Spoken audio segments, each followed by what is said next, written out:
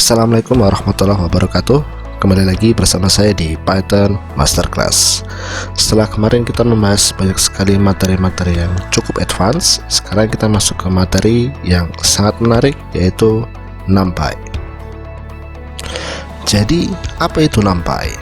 NumPy dengan P besar atau bisa juga ditulis dengan P kecil adalah sebuah library di Python yang sangat bermanfaat, khususnya di bidang aljabar linear ya. Jadi aljabar linear adalah tentang perhitungan, perkalian ya. Kita juga berbicara matriks ya. Bagi teman-teman yang mungkin kuliah di bidang teknik, maka tahu aljabar linear, kita nanti belajar matriks, belajar vektor, dan masih banyak lagi. Tentunya aljabar linear ini adalah sebuah konsep yang wajib sekali dikuasai bagi teman-teman yang memang ingin mendalami bidang AI, Artificial Intelligence, maupun Data Science ya. NumPy ini adalah sangat cepat, jadi library ini proses komputasinya sangat cepat. Rahasianya adalah NumPy ini pada dasarnya sebenarnya dibuat dengan menggunakan bahasa C ya, jadi menggunakan power bahasa C yang memang memiliki kecepatan yang sangat tinggi dan diinterpretasikan dengan bahasa Python sehingga kita bisa menggunakannya sekarang ya. Jadi NumPy dengan P besar, Py artinya Python, adalah sebuah library yang awalnya dibangun dengan bahasa C, namun sekarang digunakan oleh kita di Python sehingga disebut dengan NumPy ya. Kemudian bagaimana cara menginstal NumPy? Sangat direkomendasikan untuk menginstalnya langsung melalui Anaconda. Nanti kita akan langsung praktek, atau bagi teman-teman bisa juga langsung membuka Anaconda prompt, cukup ketika Anaconda install NumPy ya. Harus sesuai seperti ini penulisannya, jangan ada yang berbeda. Atau bisa juga melalui command line di Windows ya, atau terminal di Windows dengan ketikan pip install NumPy. Kalau teman-teman sudah memiliki Anaconda, sangat sekali direkomendasikan menggunakan conda install NumPy, atau nanti kita akan berlatih bersama langsung menginstalnya melalui Anaconda. Dan sebisa mungkin menghindari menggunakan pip, karena terkadang pip ya, PIP, kalau sudah punya Anaconda menggunakan pip, nanti akan sering ada error di sana ya. Baik, sekarang kita langsung buka Anaconda masing-masing. Baik, jadi ini adalah tampilan Anaconda ketika sudah dibuka. Tampilan depannya ini tergantung dari versi Anaconda teman-teman ya. Ini saya menggunakan Anaconda versi terbaru ya. Bagi teman-teman mungkin ada yang tidak ada salah satu icon di sini, yaitu hanya terkadang masalah versi saja ya. Dari sini untuk menginstal NumPy, silakan teman-teman pergi ke bagian environment. Oke. Nah, di sini teman-teman bisa mengklik bagian ini ya. Drop down istilahnya ya, ada installed dan not installed ya. Teman-teman silahkan alihkan ke not installed, kemudian ketikkan NumPy di sini ya. Nah, kebetulan di sini NumPy, kalau saya ketikkan NumPy di sini di not installed ini tidak muncul ya, tidak muncul karena memang kebetulan sudah saya install ya. Jadi NumPy di sini sudah saya install. Nah, ini di sini tanpa ada tanda panah, artinya ada versi update ya. Kalau saya mau update, cukup klik ini, kemudian apply ya.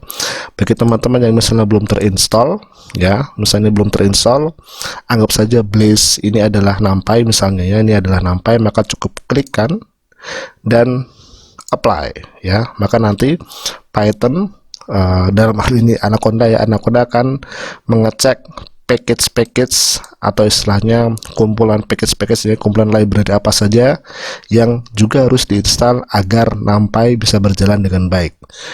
Dalam hal ini saya mengetikkan Blaze ya, otomatis Anaconda mengecek library apa saja yang harus diinstal agar library Blaze ini ketika nanti dijalankan di Python bisa jalan dengan sangat baik. Ya, ini saya cancel. Oke, jadi itu adalah langkah pertama untuk menginstal NumPy langsung dari Anaconda. Nah, ketika kita menginstalnya langsung di Anaconda seperti ini, maka nanti terkadang loadingnya ini bisa sangat lama ya. Python dalam hal ini Anaconda sedang mencari package apa saja yang harus diinstal. Nanti kalau sudah muncul package-nya di sini, cukup ketikkan apply.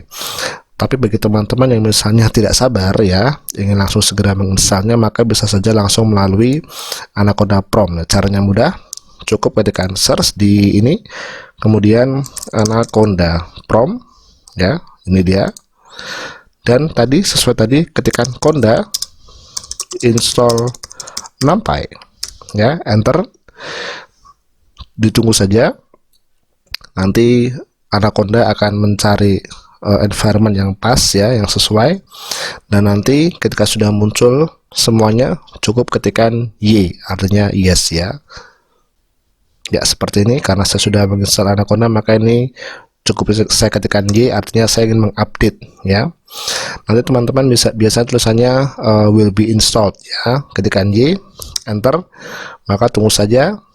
Oke, sudah terinstall, ya. Mudah sekali. Bagi teman-teman yang ingin menginstal di command prompt, ya, menggunakan pip install, maka buka command prompt, kemudian ketikkan pip install NumPy, ya. Maka nanti sama seperti tadi, ya, tapi kebetulan karena saya sudah memiliki NumPy, jadi tulisannya adalah requirement already satisfied, ya. Artinya NumPy ini sudah terinstall di folder D saya, ya. Bagi teman-teman nanti yang belum terinstall, maka tulisannya sama, ya, mirip-mirip dengan tadi, contohnya dengan Conda tadi, ya, misalnya pip install NumPy, maka nanti akan muncul sekian banyak tulisan dan teman-teman cukup ketikkan Y saja, ya, Y, enter, ya, seperti itu. Sekarang kita sudah memiliki library NumPy di Python kita, ya. Saatnya kita gunakan NumPy. Karena NumPy adalah hasil dari library yang baru saja kita install, artinya NumPy bukan built-in di program Python yang kita miliki. Untuk menggunakannya kita harus mengimpornya. Caranya ketikkan import NumPy, ya. Ini adalah basic untuk mengimpor sebuah library yang baru saja kita install, ya. Akan tetapi NumPy ini memiliki sebuah konvensi atau kesepakatan antara semua programmer Python. Untuk menggunakan NumPy, maka harus disingkat menjadi NP, ya. Seperti ini. Artinya, setiap kita ingin menggunakan NumPy, maka cukup ketikkan NP. Maka ini sudah mewakili NumPy. Kalau kita melakukannya seperti ini, maka setiap kita ingin menggunakan NumPy, maka kita juga harus mengetikkannya secara lengkap seperti ini. Oke. Kita pilih yang mudah saja, ya, seperti ini tadi, ya. Kemudian saya ingin menunjukkan perbedaan antara list dan array. Array adalah sebuah matriks, bisa satu dimensi, bisa dua dimensi, ya, yang memang berbeda sekali dengan list, ya. Contohnya seperti ini, ya. Langsung kita praktek. Angka adalah list 1, 2, 3. Oke. Dan angka NP ini adalah versi NumPy dari list angka ini, ya, adalah NP array, NumPy array dari angka, ya. Saya ingin merubah list ini menjadi sebuah NumPy array. Kalau kita lihat perbedaannya adalah seperti ini, ya. Oke. Lalu kenapa harus kita rubah menjadi array, ya? Karena kalau kita menggunakan list dan kita ingin melakukan operasi perkalian sederhana misalnya, maka itu tidak dimungkinkan. Saya ambil contoh, kalau saya kalikan list angka ini dengan sebuah bilangan integer 3 misalnya, maka hasilnya adalah 1, 2, 3 ditulis sebanyak 3 kali. Dan yang kita inginkan adalah kalau 1, 2, 3 ini dikalikan 3, kita inginkan hasilnya adalah 3, 6, dan 9. Kalau kita gunakan list biasa, maka hasilnya justru seperti ini, ya, tidak seperti yang kita inginkan. Agar hasilnya seperti tadi, kali berapa kali 3, ya, 3, 6, 9, maka hanya format NumPy saja yang bisa demikian, ya. Hasilnya seperti ini, 3, 6, 9. Jadi memang sangat berbeda, ya. Nah, angka NP ini adalah sebuah array satu dimensi, ya. Satu dimensi itu adalah sebuah vektor, ya, vektor satu dimensi satu arah. Gambaran kasarnya adalah kalau teman-teman tahu sumbu X dan sumbu Y, ya, untuk membuat sebuah grafik atau kurva, maka satu sumbu X saja itu adalah contoh matriks satu dimensi. Sumbu Y saja itu juga contoh matriks atau array satu dimensi, ya. Sekarang bagaimana caranya untuk bisa membuat array dua dimensi? Jadi ada sumbu X-nya, ada sumbu Y-nya, ada baris, ada kolom, ya. Caranya mudah. Misalnya versi list dulu, ya. Kita ingin membuat seperti ini, 1, 2, 3, 4, 5, 6, 789 ya. Jadi ini kalau kita lihat, ini bukanlah sebuah matriks, tapi ini adalah list of list ya. Di dalam list ada 3 list ya. Nah, untuk bisa merubahnya menjadi sebuah NumPy array 2 dimensi, kita cukup menggunakan fungsi nparray tadi ya. Versi NumPy sama dengan nparray, cukup masukkan nama listnya. Ya. Maka kita mendapatkan sebuah matriks 2 dimensi. Ini adalah barisnya, ini adalah kolomnya ya, 147, 258 ya, 369 ada kolomnya. Ini adalah sebuah matriks 3 kali 3, baris, jumlah baris dikalikan kolom ya. Ini kebetulan 3 kali 3 ya. Ada sebuah fungsi atau method di NumPy di mana kita bisa mengenerate atau mengcreate array di mana angka awal dan angka akhirnya bisa kita tentukan ya, yaitu adalah dengan menggunakan numpy.range ya, range dengan R1 ya, bukan double R ya. Maka kita bisa menentukannya. Ini teman-teman bagi yang ingin tahu parameternya apa saja, ketika shift tab ya, kita tuliskan angka awalnya, kemudian kita juga bisa tuliskan angka akhirnya, di mana angka akhirnya ini tidak diindeks ya. Jadi langsung saja pakai contoh ya, 0, 10, maka hasilnya adalah 0 sampai 9 ya, angka 10-nya tidak diikutkan. Ini mirip dengan slicing di Python. Kalau kita ingin memberikan jarak, maka kita juga bisa melakukannya ya.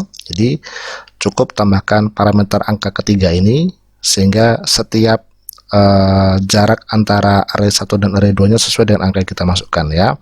Contohnya 0 sampai, saya close dulu, 0 sampai 20 dan jaraknya adalah 3, maka hasilnya seperti ini ya, 0, 1, 2, 3, 4, 5, 6 ya. Dan perlu diingat bahwa angka 20 tidak dimasukkan. Oke. Ada fungsi di NumPy di mana kita bisa membangkitkan angka 0 ya, sesuai dengan berapa jumlah yang kita inginkan, yaitu dengan menggunakan NumPy zeros ya, menggunakan S ya, zeros dengan S ya. Jadi kalau kita tuliskan angka 5, maka nanti dia akan mengenerate sebuah array 1 dimensi sebanyak 5 angka, di mana angkanya semuanya adalah 0 ya.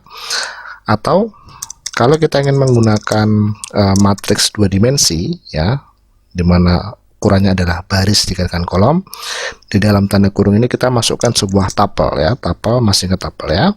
Pertama kita tuliskan barisnya berapa enaknya ya, 2, kemudian kali 4 saja ya. Maka kita mendapatkan sebuah matriks 2 dimensi, semuanya berisi 0, di mana jumlah barisnya ada 2, 1, 2, dan ini ada 4 ya, 1, 2, 3, 4 kolom ya, baris kali kolom. Kalau kita bisa membangkitkan angka 0, zeros, kita juga bisa membangkitkan angka 1 ya, itu dengan menggunakan ones ya, dengan S ya. Contoh yang sama, 5 buah angka 1 ya, dengan 1 dimensi, atau 2 kali 4 tapi 1 semua ya, ini juga bisa. Kita juga bisa membangkitkan array 1 dimensi dari awal sampai akhir bilangannya kita tentukan, dan jaraknya sama besarnya sebanyak angka yang kita tentukan juga ya. Langsung saja, yang saya maksud adalah seperti ini.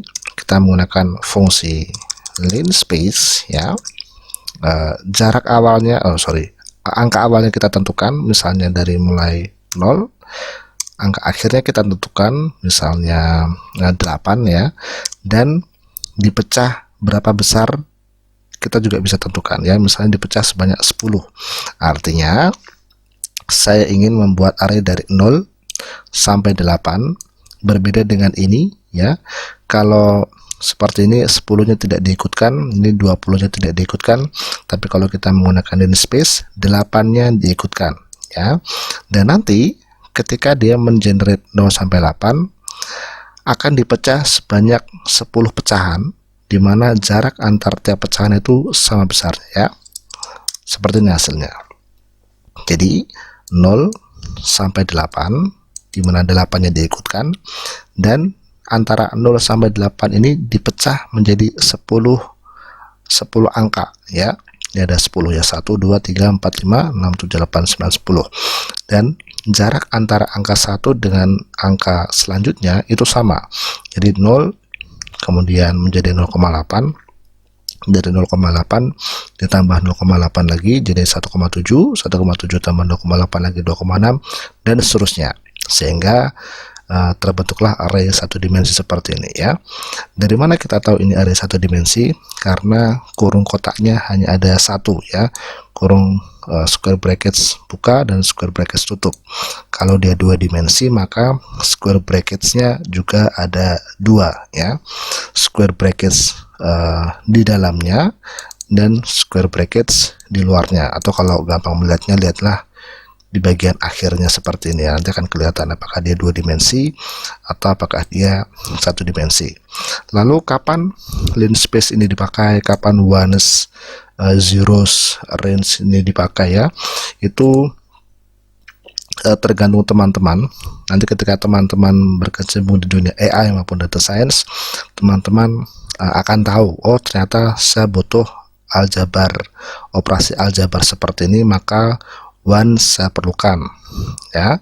Atau misalnya saya butuh numpy 0 untuk bisa membalik image-nya, kalau di dunia CNN misalnya ya, convolutional neural networks misalnya. Atau saya membangkitkan numpy array sebanyak sekian untuk nanti saya kalikan, dan seterusnya ya. Jadi ini saya hanya menunjukkan beberapa fungsi numpy yang nanti akan sangat berguna ketika memang teman-teman sudah berkecimpung di dunia AI maupun data science. Di numpy ada sebuah fungsi untuk bisa membangkitkan identity matrix ya. Identity matrix adalah sebuah matriks dua dimensi, matriks persegi, di mana jumlah baris dan jumlah kolomnya sama, misalnya 6 kali 6, 7 kali 7, 8 kali 8, dan seterusnya. Kemudian dari matriks persegi ini ada sebuah angka diagonal dan nilai diagonalnya adalah 1. Semua matriks yang dikalikan dengan identity matrix, maka matriksnya tidak akan berubah, artinya matriksnya tetap sama ya. Fungsinya adalah menggunakan numpy.i ya. Kemudian kita cukup masukkan ukuran baris dan kolomnya ya, misalnya 5, maka nanti hasilnya seperti ini ya. Artinya ini adalah sebuah matriks 5 kali 5, baris kali kolom, ada 5 baris dan 5 kolom, dan ada matriks diagonal, angka 1 diagonal, dan angkanya adalah 1 semua ya. Ini adalah contoh fungsi dari identity matrix ya. Ya, demikian beberapa fungsi numpy yang saya perkenalkan di bagian pertama. Di materi selanjutnya nanti kita akan belajar beberapa fungsi-fungsi numpy yang lebih jauh lagi, dan tentunya saya sangat mengharapkan teman-teman untuk bisa menguasai numpy, karena numpy ini adalah core atau skill dasar sebuah library yang sangat penting jika teman-teman memang berkomitmen ingin berkecimpung di dunia AI maupun data science ya. Saya harap materi kali ini bermanfaat. Semoga teman-teman masih semangat untuk belajar Python bersama saya. Bagi teman-teman yang bingung, silakan tulis pertanyaan di bagian komentar.